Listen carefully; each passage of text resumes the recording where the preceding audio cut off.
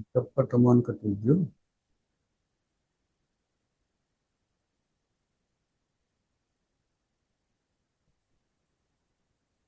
baik untuk pertemuan ketujuh, ya pada hari ini juga kita lanjutkan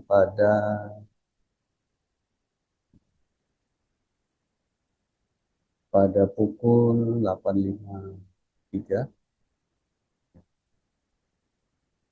dengan judul pemanfaatan aplikasi teknologi informasi dalam bidang kesehatan dengan fokus pada telemedicine dan telehealth dan penerapan model pelayanan kebidanan jarak jauh. Ya, nah ini cukup lebih banyak slide-nya, tapi kita kejarkan saja hari ini.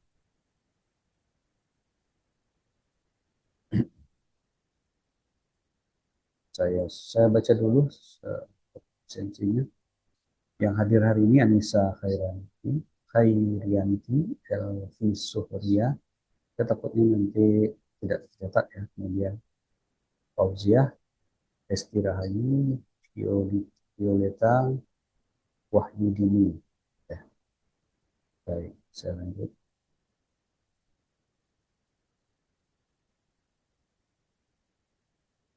Pemanfaatan aplikasi teknologi informasi dalam bidang kesehatan dengan fokus telemedicine telehealth dan penerapan model pelayanan kebidanan jarak jauh. Telemedicine dan telehealth mungkin sudah disebut-sebut sebelumnya ya. Ini secara umum saja. Nah, definisinya adalah pelayanan kesehatan yang dilakukan melalui teknologi komunikasi jarak jauh untuk mendiagnosis, pengobatan, dan pemantauan pasien. Biasanya melibatkan dokter dan pasien. Nah, sedangkan telehealth cakupannya lebih luas daripada telemedicine.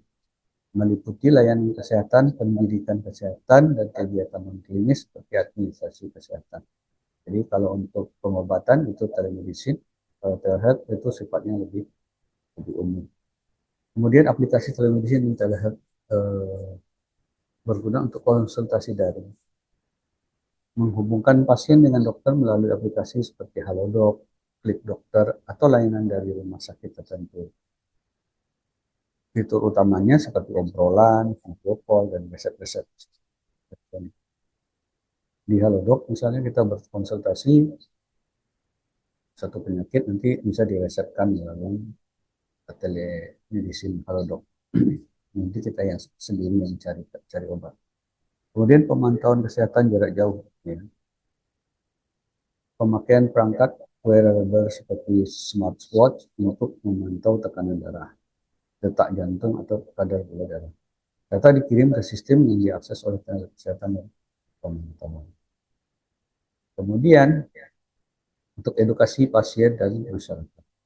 Platform berbasis video atau webinar untuk memberikan informasi kesehatan misalnya tentang gizi, kehamilan, dan kronis. Kemudian manajemen data medis elektronik ya, maksudnya sistem berbasis cloud untuk menyimpan rekam medis pasien secara aman dan mudah diakses oleh tenaga kesehatan.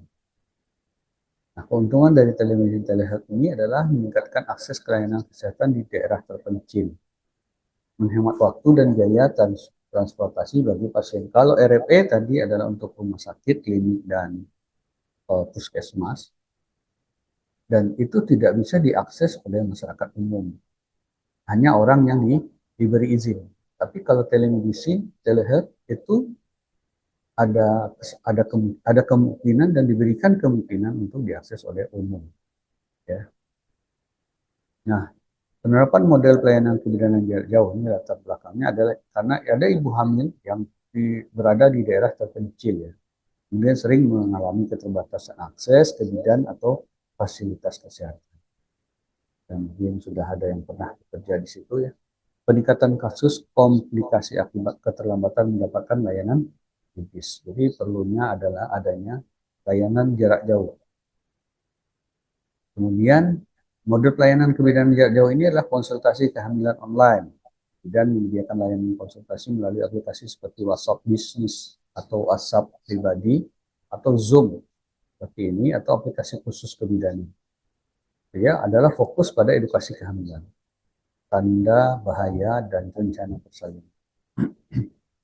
Kemudian adalah pemantauan kehamilan jarak jauh. Ya, penggunaan aplikasi yang mungkin ibu hamil memasukkan data tekanan darah, berat badan, dan pergerakan janin. Bidan dapat memantau perkembangan kehamilan tanpa harus bertemu langsung. Ini bermanfaatnya untuk salah satunya. Trigger untuk kasus darurat. Bidan dapat memutuskan apakah pasien trigger ya trigger apa ini bidan dapat memutuskan apakah pasien perlu rujukan langsung ke rumah sakit berdasarkan data yang diterima. Ya, aplikasi berbasis AI membantu mengevaluasi kondisi pasien. Ada sekarang penelitian di kampus ini menggunakan AI, menggunakan foto yang dihubungkan dengan AI, nanti bisa ketahuan itu adalah kanker mamei atau gimana, ya. Sudah termasuk stadium berapa, seperti itu ya, dengan foto tapi ya. Nanti dianalisis oleh AI. Kemudian edukasi dan pendampingan psikologis, latihan daring untuk ibu hamil dan keluarga misalnya, tentang proses persalinan dan ASI eksklusif. Kemudian dukungan psikologis untuk ibu pasca persalinan melalui telekonseling. Nah, teknologi pendukung ada aplikasi mobil kebidanan seperti mHealth, My Pregnancy aplikasi. Ya, perangkat wearable-nya adalah memantau kondisi ibu hamil, misalnya detak jantung janin. Sistem rujukan elektroniknya mempermudah rujukan pasien dari bidan ke rumah sakit terdekat. Ya, itu nah teknologi pendukung. Nah, tantangannya apa? Tantangannya adalah akses internet yang belum merata di daerah terpencil. Memang itu yang menjadi kendala. Walaupun kita harapannya bisa untuk mengurangi permasalahan yang di daerah-daerah terpencil, tapi ada juga teknologi yang belum bisa support. Kemudian literasi teknologi yang rendah di kalangan masyarakat, kurang-kurang baca, masyarakat kurang mendapat informasi, ya karena keterbatasan tadi. Kemudian privasi dan keamanan data pasien ini juga perlu selalu harus ditingkatkan. Nah, contoh implementasinya di Indonesia layanan telemedicine di beberapa puskesmas melalui aplikasi Sehatpedia dari Kementerian Kesehatan. Kemudian contoh lagi program bidan desa digital untuk daerah terpencil. Globalnya adalah program BBL di Afrika yang menyediakan konsultasi kesehatan berbasis telemedicine untuk ibu hamil. Kemudian adalah MAMA, Mobile Alliance for Maternal Action, yang memberikan informasi kesehatan kepada ibu hamil dan keluarga melalui SMS.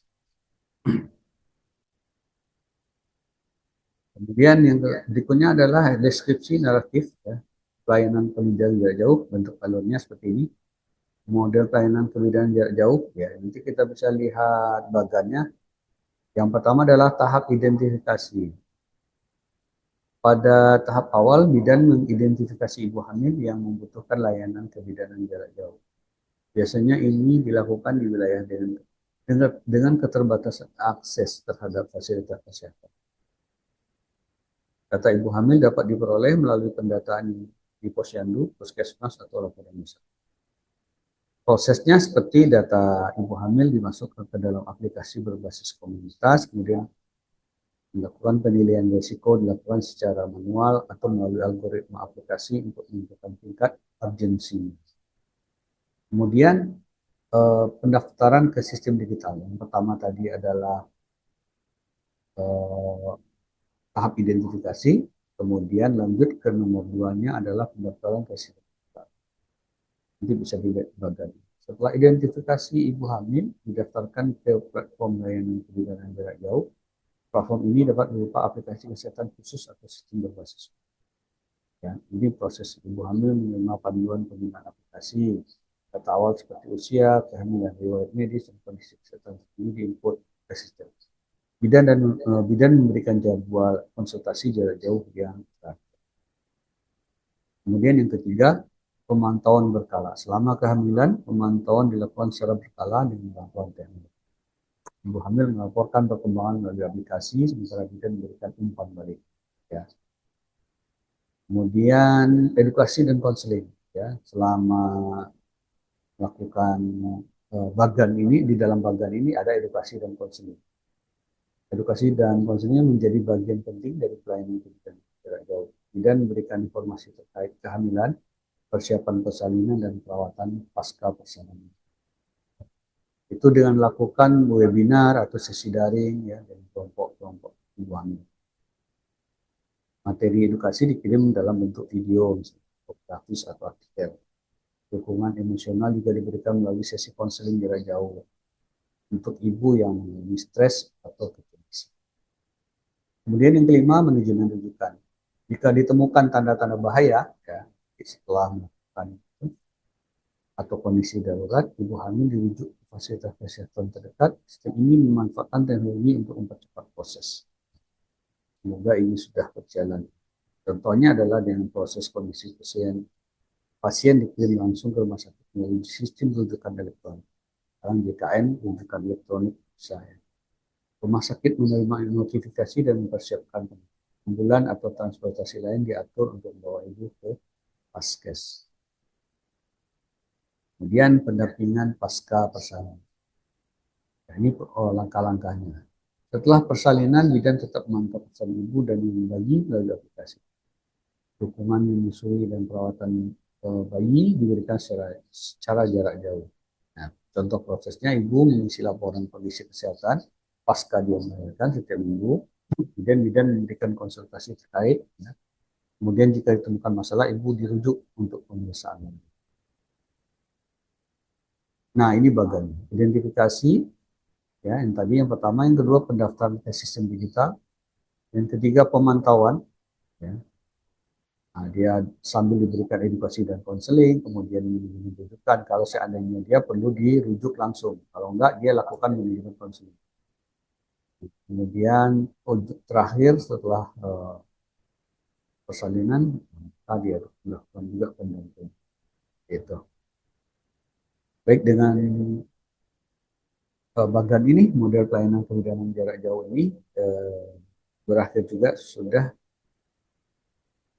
presentasi untuk pertemuan yang terakhir, pertemuan ketujuh. Nah, kalau ada pertanyaan dan yang perlu ditanyakan tentang selama kita mau kuliah di pertemuan pertama dengan saya sampai pertemuan ini, mungkin silakan ditanyakan atau langsung nanti di grup. Ya, untuk kuis yang tiga, berarti hari ini 2 sesi dan yang sebelumnya nanti akan saya lampirkan di grup untuk kuisnya. Dan untuk ujiannya dari materi-materi yang sudah saya sampaikan dan termasuk soal-soal kuis. Silakan diulangi dan dipelajari. Nanti akan saya share juga materi PDF di grup. Dan uh, untuk nilai, poin penilaian yang akan saya berikan adalah poin kehadiran pertama, yang kedua poin kuis yang saya sudah tugaskan, kemudian yang ketiga nanti ujian akhir. Semuanya ada nilainya. Kalau kehadirannya kurang, ya saya kasih kurang nilainya seberapa ya sesuai dengan kehadirannya. Sesuai dengan keaktifannya dan kepartisipasiannya di dalam kelas. Artinya kalau datang hadir dan mendengarkan saja, ya sudah cukup. Tapi kalau tidak hadir, ya berarti nilainya berkurang daripada teman yang hadir. Nilainya apa adanya yang saya akan berikan kepada koordinator. Jadi kalau ada hal yang kurang, nanti silakan ditanyakan ke koordinator. Itu saja yang bisa saya dapat sampaikan. Kalau tidak ada pertanyaan, mungkin bisa dilanjutkan nanti di grup. Semua materi sudah saya share kecuali hari ini di grup. Nanti untuk PDF, semua PDF-nya akan saya share dan kuis terakhir hari ini saya share juga. Insya Allah dalam beberapa hari ini. Kemudian nanti masalah UAS-nya nanti silakan dipelajari kembali. Ya, saya close dulu.